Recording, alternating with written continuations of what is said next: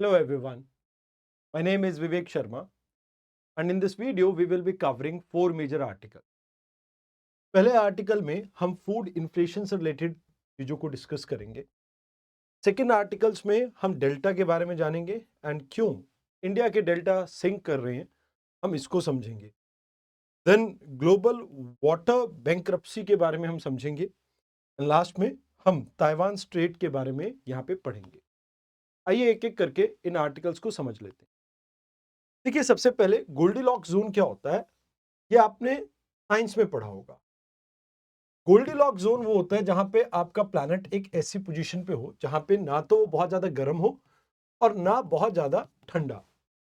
अब जब इकोनॉमी की बात की जाए तो गोल्डीलॉक एक ऐसा सिनेरियो है जहां पे आपको स्टेडी ग्रोथ देखने को मिल रही है, इन्फ्लेशन कम है एंड अभी इंडिया के लिए एक सबसे बड़ी प्रॉब्लम क्या रहती है कि इन्फ्लेशन के अंदर जो आपकी वेजिटेबल एंड पल्सेस की इन्फ्लेशन है इसकी वजह से अक्सर आरबीआई को इन्फ्लेशन के टारगेट को मेंटेन करने में प्रॉब्लम आती है। तो ये एक प्रॉब्लम है। अब एग्रीकल्चर में भी एक गोल्डी लॉक होता है जहां पे आप ये कहते हैं कि भाई एक ऐसी सिचुएशन है जहां पे जस्ट राइट कंडीशन आपकी एग्जिस्ट करती है, ना तो क्रॉप्स को एक्सेसिव हीट या हॉटनेस के कारण स्ट्रेस जनरेट होता है और ना ही बहुत ठंडा यहाँ पे रहता है एंड प्लस मॉइस्चर का कंटेंट अच्छा खासा रहता है जिससे आपकी क्रॉप्स काफी अच्छा ग्रो करती है। अब राबी क्रॉप जो विंटर साइकिल में आती है आपकी जैसे वीट, मस्टर्ड, पोटैटो एंड चना, कह रहे हैं कि भाई इसके लिए ये अभी हाई यील्ड सीजन रह सकता है बिकॉज इस साल हमारा एग्रीकल्चर का जो कंडीशन है वो काफी अच्छा रहा है। तो कहते हैं कि भाई ये जो आपकी राबी क्रॉप है खासकर इसमें वीट की बात की जाए तो ये काफी सेंसिटिव होती है। वैसे तो ये 30 डिग्री सेल्सियस तक के टेम्परेचर को झेल लेती है बट कुछ दिनों में जैसे अगर आपका टेम्परेचर बहुत ज्यादा इंक्रीज कर जाए मतलब एक्सीड कर जाए 1.5 degree Celsius above normal range तो उस केस में आपकी प्रॉब्लम आती है जो कि 2022 और 24 में हमने देखी थी। एंड इससे क्या होता है कि मॉइस्चर जल्दी ड्राई अप हो जाता है एंड क्रॉप ड्राई होना स्टार्ट कर देती है एंड इससे यील्ड लॉस हो जाता है आपका। अब एक फैक्टर होता है अलिनो। अलिनो क्या होता है जब आपके ड्रॉट लाइक सिचुएशन होती है और एक होता है लालिना जहां पे आपके पास एक्सेसिव रेनफॉल आता है। तो अभी फिलहाल के लिए इंडिया का गोल्डीलॉक कंडीशन इसीलिए बना हुआ है क्योंकि पिछले कुछ समय से हमारे यहाँ पे बारिश काफी अच्छी खासी हो रही है एंड मोर ओवर इससे हमने फूड स्टॉक का काफी बफर भी क्रिएट कर लिया है। जैसे वीट की स्टॉक की हम बात करें और राइस की तो हमारे पास 95.4 मिलियन टन आज की डेट में एक स्टॉक मौजूद है वीट का और राइस का जो कि 4.5 टाइम ज्यादा है नॉर्मली जो हमें जितना रिक्वायर्ड है। अब यहां पे अगर हम पोटैटो की बात की जाए तो पोटैटो में भी नाइट टेम्परेचर आपको लो चाहिए होता है, डे टेम्परेचर या डे की लेंथ काफी ठीक ठाक चाहिए होती है। तो इसमें आइडियल फोटोसिंथेसिस की कंडीशन जनरेट होती है जिससे पोटैटो की भी आपकी कंडीशन अच्छी हो तो उसकी भी ग्रोथ अच्छी खासी हो जाती है, तो उसकी भी बम्पर प्रोडक्शन है अभी। तो यही वो कारण है जिसकी वजह से फूड इन्फ्लेशन आपका इस साल नेगेटिव में चला गया। एंड यहां पे अभी हमें क्या प्रॉब्लम देखने को मिल रही है, देखिए एक तो स्ट्रक्चरल रिजिडिटी देखने को मिल रही है जिसमें सबसे बड़ी प्रॉब्लम क्या है, सप्लाई साइड की प्रॉब्लम्स जहां पे आपकी जो आरबीआई का रेपो रेट है इसका कोई असर नहीं होता इस पे बिकॉज जब आपके पास sufficient amount of like food ही अवेलेबल नहीं है तो कैसे आप बाकी चीजों को लाइक एड्रेस कर सकते हैं, जो डिमांड है उसको कैसे फुलफिल करेंगे। देन क्लाइमेटिक वर्नेबिलिटी की अगर बात की जाए तो यहाँ पे जो अलिनो है इसकी फ्रीक्वेंसी इंक्रीज हो रही है, अनसीजनल रेन इंक्रीज हो रही है जिसकी वजह से खासकर मेजर क्रॉप्स के ऊपर तो असर पड़ ही रहा है बट टॉप्स क्रॉप यानी आपकी टमाटो, अनियन एंड पोटैटो के ऊपर भी असर पड़ रहा है। यहाँ पे सप्लाई चेन भी फ्रेगमेंटेड रहती है, खासकर पोस्ट हार्वेस्ट लॉसेस के कारण हमें ज्यादा नुकसान देखने को मिलता है। तो ये कुछ प्रॉब्लम्स देखने को मिलती है। अभी हमारे पास आरबीआई के पास क्योंकि फूड इन्फ्लेशन लो है तो एक रूम है जहां पे कहीं ना कहीं आप कह सकते हो कि वो अपनी रेपो रेट को और कम कर सकते हैं। मोर ओवर कंज्यूमर के कॉन्फिडेंस की बात करें तो स्टेबल प्राइसेस की वजह से उसकी रियल इनकम कहीं ना कहीं सिक्योर रहती है बिकॉज ज्यादातर जो लोअर मिडिल क्लास है, लोअर क्लास है, उनकी 50% आमदनी सिर्फ और सिर्फ फूड आर्टिकल्स पे ही खर्च होती है। देन फिस्कल सेविंग की बात की जाए, जब वॉलिटिलिटी नहीं होगी तो इससे गवर्नमेंट के एक्सपेंसेस भी मार्केट इंटरवेंशन में कम लगेंगे, तो ये भी एक बेटर आपके पास ऑप्शन बन जाता है। तो गवर्नमेंट ने क्या किया, प्राइस स्टेबलाइजेशन फंड क्रिएट किया मार्केट इंटरवेंशन के लिए। ऑपरेशन ग्रीन हमने स्टार्ट किया, जिसमें पहले टमाटो, अनियन और पोटैटो के ऊपर फोकस था, अब टोटल है, जहां पर हर फ्रूट और वेजिटेबल को कवर किया जा रहा है। पीएम आशा के थ्रू हम किसानों को फाइनेंशियल हेल्प प्रोवाइड कर रहे हैं। मोर ओवर ई नाम के थ्रू हम एक यूनिफाइड नेशनल मार्केट को भी क्रिएट कर रहे हैं, जिससे एक जगह पे अगर सरप्लस है, दूसरी जगह पे अगर कमी चल रही है, तो सप्लाई चेन को मैनेज किया जा सके। तो आने वाले समय में हमें क्लाइमेट रेजिलेंट एग्रीकल्चर के ऊपर फोकस करना होगा। मोर ओवर स्टोरेज इंफ्रास्ट्रक्चर अपना बेटर करना पड़ेगा, खासकर सीरियल्स के ऊपर ज्यादा फोकस है। अब हमें कहीं ना कहीं पेरिशेबल गुड्स के ऊपर भी फोकस करना होगा एंड डी रेगुलेशन के ऊपर फोकस करना होगा, जहां पे फार्मर प्रोड्यूसर ऑर्गेनाइजेशन को हम प्रमोट कर सकते हैं। तो ये चीजें हैं जो आपको यहाँ पे याद रखनी। अब ये आपका पीवाईक्यू है, जिसको आप प्रैक्टिस कर सकते हैं। आइए बात करते हैं डेल्टास की। डेल्टा क्या होता है? देखो, जब आपकी नदी समुद्र के अंदर जाती है, तो जाने से पहले जो भी उसके पास गाद गारा होता है, यानी सिल्ट होता है, इसको ये डिपॉजिट कर देती है, जिससे ये अलग अलग डिस्ट्रीब्यूटरीज में तब्दील हो जाती है। तो इसी को हम डेल्टा कहते हैं। इंडिया में गंगा, ब्रह्मपुत्र, महानदी और गोदावरी, ये कुछ मेजर डेल्टा है। अभी एक रिपोर्ट के अकॉर्डिंगली जो द नेचर में पब्लिश हुई, इसमें यह कहा जा रहा है ग्लोबल सी लेवल तो राइज कर ही रहा है, बट उससे ज्यादा प्रॉब्लम क्या है कि ह्यूमन लेड जो एक्सेसिव एक्सट्रैक्शन हो रहा है वाटर का, खासकर एग्रीकल्चर को लेके, इसकी वजह से आपके जो डेल्टास हैं वो सबसाइड कर रहे हैं एंड आने वाले समय में शायद डेल्टा आपके बचे ही ना। तो कहा जा रहा है कि भाई देखो, जो आपका लैंडफॉर्म है, ये डिपोजिशनल लैंडफॉर्म है, जो माउथ पे क्रिएट होता है जब आपकी रिवर एंटर करने वाली होती है समुद्र के अंदर। तो उससे पहले ये सेडिमेंट का जो भी इसके पास लोड होता है, उसे डिपॉजिट कर देती है, जिससे डिस्ट्रीब्यूटरीज बनती हैं। तो फैन शेप हो सकता है, फिंगर लाइक स्ट्रक्चर हो सकता है, टूथ शेप हो सकता है, या यहाँ पे आपकी रिवर जो है सीधा समुद्र में चलेगी एंड वहां पे जाके डेल्टा फॉर्म कर रही है नीचे। तो दैट इज महानदी के केस में, ताप्ती के केस में, तापी के केस में आपको ये देखने को मिलता है। वैसे ये मैंग्रोव के लिए काफी क्रिटिकल आपका इंफ्रास्ट्रक्चर है। अभी अगर हम बात करें तो डेल्टा तो हम समझ गए, बट इसमें यह समझना कि ministry of earth science and ministry of forest ये इसको मेजरली डील करती है। इसको मॉनिटर करने के लिए सेंटिनल-1 और नासा और जर्मनी की ग्रेस सैटेलाइट ये मेजरली रिस्पॉन्सिबल है। अब इन्होंने करा क्या है, अप्रोक्सीमेटली दुनिया भर की आपकी 40 से ज्यादा साइट्स को, मेजर डेल्टा को हमने देखा, और इसमें से ये पाया कि 50% में लैंड आपका सबसाइड कर रहा है, कहीं ना कहीं प्रॉब्लम ज्यादा है। मोर ओवर सी लेवल भी बहुत तेजी से राइज कर रहा है, इसकी वजह से भी आपको प्रॉब्लम देखने को मिल रही है। In addition to this, agriculture industry और डोमेस्टिक यूज के कारण, खासकर जैसे कोलकाता जैसे शहरों में एक्वाफायर को ओवर एक्सप्लॉइट करा जा रहा है, तो इससे भी प्रॉब्लम देखने को मिल रही है। फ्लड कंट्रोल करने के लिए जो हम डैम क्रिएट कर रहे हैं, या जो भी मेजर्स ले रहे हैं, इवन हाइड्रो इलेक्ट्रिसिटी को जनरेट करने के लिए जो जो भी हम एफर्ट्स डाल रहे हैं, इसकी वजह से भी प्रॉब्लम हमें देखने को मिल रही है, बिकॉज इससे सेडिमेंट घट जाता है और वो प्रॉब्लम क्रिएट करता है।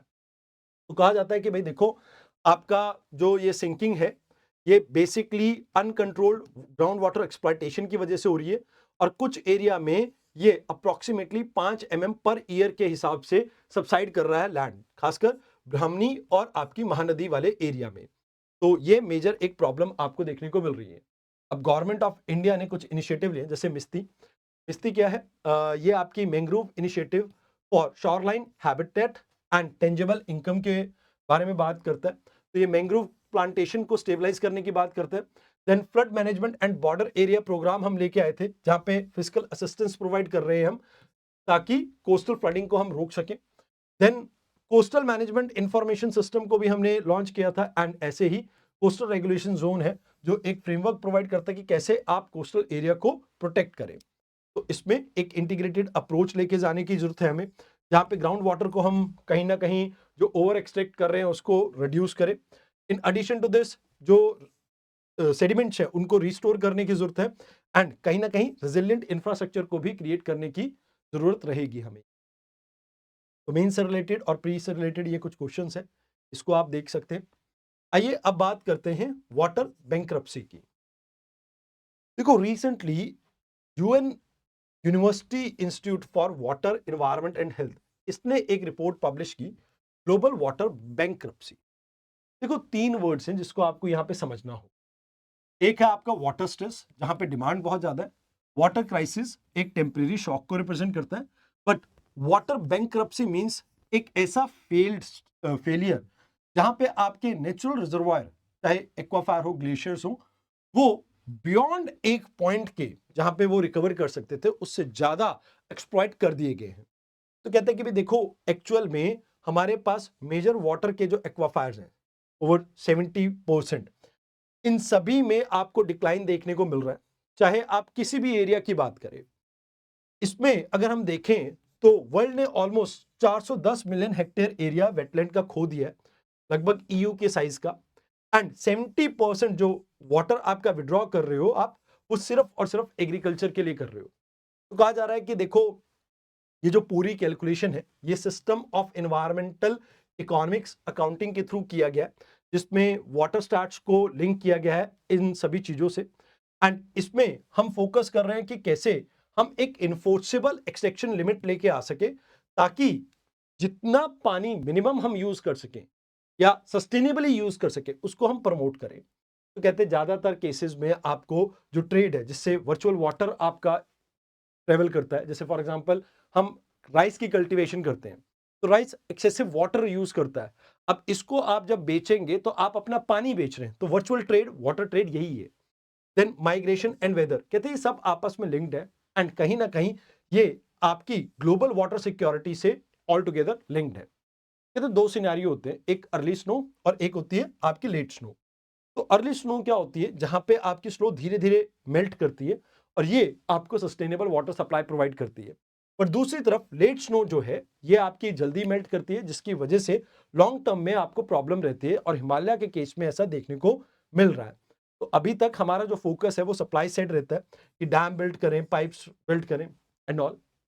बट अभी हमें सप्लाई साइड की जगह डिमांड साइड के ऊपर फोकस करना होगा, जहां पे efficient crops, rain water harvesting and transparent auditing के ऊपर हमें फोकस करना होगा। तो यहाँ पे इंडिया का जल शक्ति मिनिस्ट्री इसको हैंडल करता है। वैसे ये 17th एंट्री है आपकी स्टेट लिस्ट की, एंड मोर ओवर आपका ये स्टेट सब्जेक्ट तो आता ही आता है, बट यूनियन के पास भी पावर है अंडर आर्टिकल 56। तो देखा जाए तो गवर्नमेंट ने कुछ लाइक इनिशिएटिव स्टार्ट किए, जल जीवन मिशन, अटल भूजल योजना, अमृत सरोवर मिशन, जहां पे हम वाटर लाइक कंजर्वेशन के ऊपर एफर्ट्स डाल रहे हैं। बट अगर बैंक्रप्सी फ्रेमवर्क की बात करें तो ये कहता है कि भैया हमें एक शिफ्ट लेके आना पड़ेगा। क्राइसिस मैनेजमेंट की जगह हम बैंक्रप्सी मैनेजमेंट के ऊपर फोकस करें। मोर ओवर हमें पॉलिसी रियलिज्म के ऊपर फोकस करना होगा, जहां पे हम वाटर जस्टिस को प्रमोट करें, और जो भी लाइक इसमें पॉसिबिलिटी हो कि किसी तरह से हम पर कैपिटा जो वाटर अवेलेबिलिटी है उसको ठीक कर सके, तो उसको हमें फोकस करना होगा। तो यहाँ पे आपका जो वाटर का डाटा है, इसको आप समझ लीजिए।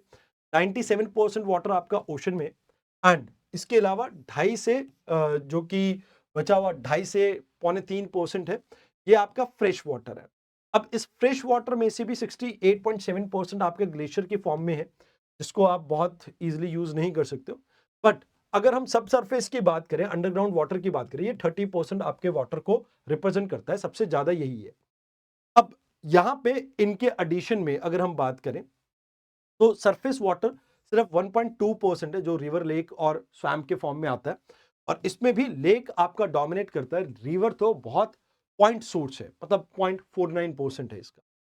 देन एटमॉस्फेरिक वाटर वेपर आपका 0.001% कंट्रीब्यूट करता है टोटल वाटर। तो इससे रिलेटेड पीवाईक्यू हो गया, प्रीलिम्स और मेंस का। आइए अब बात करते हैं ताइवान स्ट्रेट। अभी रिसेंटली क्या हुआ है, जो चाइना है, इन्होंने जस्टिस मिशन 2025 को लॉन्च किया। एक ज्वाइंट ब्लॉकेड ड्रिल थी ये, एंड इसके साथ साथ ताइवान ने भी अनाउंस किया टी-डूम। अब ये क्या, एक multi layer air defence architecture है, जिसमें ये एसिमेट्रिकल मिसाइल्स और ड्रोन अटैक को रोकने की कोशिश करेंगे, खासकर सेमीकंडक्टर इंडस्ट्रीज के ऊपर। ये ताइवान स्टेट है, ये पैसिफिक है, आपका ईस्ट चाइना सी आ गया, तो ये आपका साउथ चाइना सी को कनेक्ट करता है ईस्ट चाइना सी से, तो ताइवान स्टेट वहां पे है आपका। एंड ये फ्यूजियान आपका जो प्रोविंस है चाइना का मेनलैंड का, और लाइक जो आपका ताइवान है उसके बीच में लोकेटेड है। तो कहा जाता है कि भाई यहाँ पर से मैक्सिमम आपका ट्रेड होता है, almost 25% of global marine time trade यहीं से होता है, ऑलमोस्ट 50% ऑफ कंटेनर ट्रैफिक जो है इसी स्ट्रेट से होकर निकलता है। सेमीकंडक्टर के लिए ये एरिया काफ़ी इंपॉर्टेंट है, बिकॉज मैक्सिमम सेमीकंडक्टर की प्रोडक्शन ताइवान से होती है, तो वो भी इसलिए भी बहुत ज़रूरी है। तो कहते हैं इंडिया डायरेक्टली, तो वैसे इंडिया को कोई इशू नहीं है, बट इनडायरेक्टली अगर देखा जाए तो ताइवान स्ट्रेट हमारे लिए काफ़ी इंपॉर्टेंट है, हमारे आत्मनिर्भर और सेमीकंडक्टर मिशन के लिए। तो यहाँ पे सप्लाई चेन पैरालिसिस हो सकता है, जिसकी वजह से आपकी जो असेंबली आपने बिल्ड करने की कोशिश की है नोएडा और चेन्नई, तो उनके ऊपर भी डायरेक्टली असर पड़ेगा। वैसे धोलेरा के अंदर हम कमर्शियली सेमीकंडक्टर फैब को डिज़ाइन करने की बात कर रहे हैं, तो कहीं न कहीं ताइवान के साथ ही मिलके ये बिल्ड कर रहे हैं, तो ये काफ़ी इंपॉर्टेंट है आपके लिए। Now this is a kind of a question that you can see, और इसके नीचे आपके पास ये एक्सरसाइज़ है। तो आज की डिस्कशन में इतना ही था। धन्यवाद।